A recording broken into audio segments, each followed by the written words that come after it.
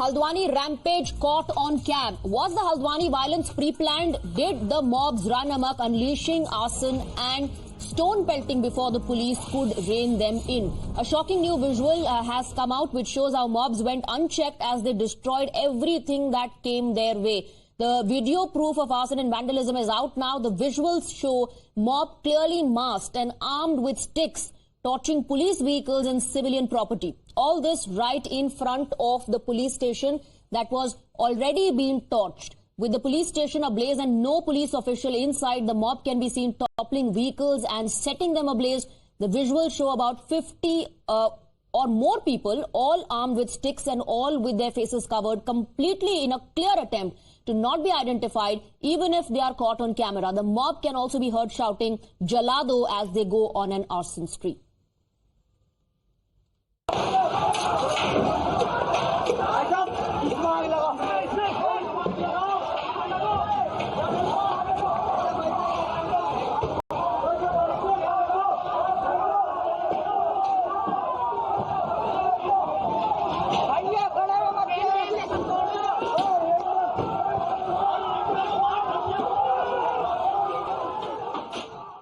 Anuj Mishra is joining us with more details. Anuj, DM ने कहा था कि जब एंटी इंक्रोचमेंट ड्राइव चल रहा था तो ये जो वायलेंस हुआ है ये पहले से प्लान किया गया था, प्री मेडिटेटेड उन्होंने कहा था। अब जो वीडियो भी सामने आ रहा है उसमें देखकर लग रहा है कि पहले से तैयारी थी।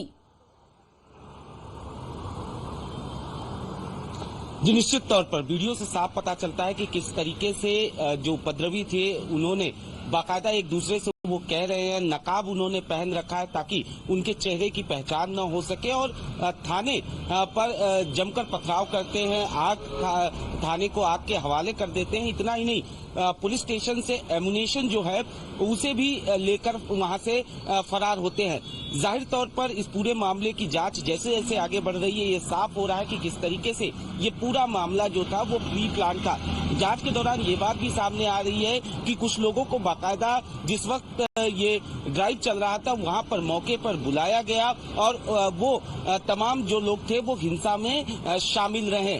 तो इससे साफ पता चलता है कि किस तरीके से, अगर हम इन वीडियो की तस्वीरों को देखें तो ये पता चलता है कि कैसे एक दूसरे से जो उपद्रवी हैं वो बाकायदा कह रहे हैं कि इसको जला दो, इसमें आग लगा दो और तमाम तरीके से हर जगह से, गलियों से, छतों से पत्थर जो हैं वो बरसाए जाते हैं। निश्चित तौर पर जब थाने को आग के हवाले किया जा रहा था तो वहां पे जो पुलिसकर्मी थाने में मौजूद थे वो किसी तरीके से अपनी जान बचाकर वहां से निकलते हैं, लेकिन इस पूरी हिंसा में करीब 100 से ज्यादा पुलिसकर्मी जो हैं वो जख्मी हुए थे। फिलहाल पुलिस जो है पूरे मामले की तफ्तीश कर रही है और जो मास्टरमाइंड है उस पर शिकंजा कसने की कवायद की जा रही है। हालांकि अब तक करीब 30 लोगों को गिरफ्तार किया जा चुका है। 25 लोगों को 24 घंटे के अंदर गिरफ्तार किया गया। उनके पास से तमंचे और कारतूस जो हैं वो भी पुलिस को मिले हैं। साथ ही साथ जो थाने से एमुनेशन लेकर फरार हुए थे उपद्रवी, उनमें से भी कुछ एमुनेशन को पुलिस ने बरामद कर लिया है। एक हथियार ऐसा था, जब गाड़ी, तस्वीरों को देखें तो पुलिस की गाड़ी को जब आग के हवाले किया जा रहा था उस दौरान गाड़ी से एक हथियार जो है वो लेकर उपद्रवी फरार हुए थे, उसकी तलाश भी लगातार की जा रही है। तो जांच जैसे जैसे आगे बढ़ रही है उससे साफ पता चल रहा है कि किस तरीके से इस हिंसा की स्क्रिप्ट पहले से तैयार की गई और उसके बाद उपद्रवियों ने जमकर उत्पात मचाया। पुलिस और प्रशासन के लोगों को हमने सुना उस वक्त भी अधिकारी और डीएम ने क्या कहा कि ये पहले से तैयारी थी, पुलिस टारगेट पर थी। और अब कुछ तस्वीरें भी सामने आई। This video is from 8th of February 2024 which shows how the mob went on a rampage and everything that came in there was either pelted with stones or set ablaze. And these individuals in the visuals you'll see, we marked it for you, that they were masked, that they were prepared to carry out this sort of violence, and they were also alert that they could be caught on camera, and that's why they had covered their face to hide their identity. The police station was set ablaze, and right outside the police station, the vehicles that were parked, whether cars, whether bikes, they were all, look at this man here, masked, because he clearly knew that cameras would be around and he could be caught on the camera. To hide his identity, this individual was masked, and not just him, there were many part of the mob who were masked and armed as well. These are the visuals of what transpired on the 8th of February 2024, and they give you a sense that perhaps this was all pre-planned, like the authorities, the officials are now claiming. Let's listen into what they were saying, what many in the mob were saying when they were setting these vehicles and property ablaze.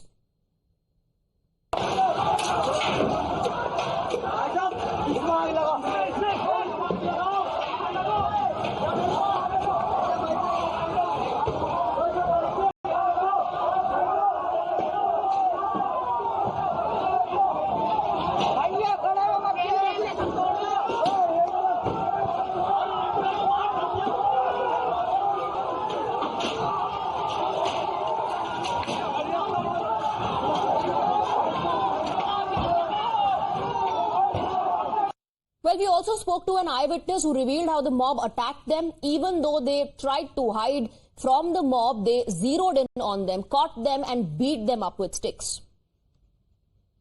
घेर के मारा उन्होंने। हम एक छोटी सी गली थी, उसके अंदर छुप गए, साइड में छुपे। तो जैसे ही वो वहां आगे निकले तो इधर का भी मॉब आ गया, उधर का भी आ गया। उन्होंने गली में मेरे संग 2 पुलिस वाले, एक वो और मैं, 4 लोग थे। और उन्होंने जम के पहले पत्थर बजाया, तो हेलमेट था तो बचे रहे तब तक। उसके बाद फिर वो खुद अंदर आए, हाथ वहां से खींच के हमको बाहर निकाला, हेलमेट उतारा, फिर गर्म टोपी पहनी थी मैंने उसको निकाला। उसके बाद सर पे उन्हें मतलब जो हाथ में आया, लाठी, डंडे, तलवार, क्या क्या। पहले तो न्यूज में आ रहा था, हमें पता ही था भाई हमारा रिपोर्टर है, तो हमें बहुत चिंता हुई कहाँ गया होगा, कैसा होगा। उतने में फिर न्यूज में आने लगा।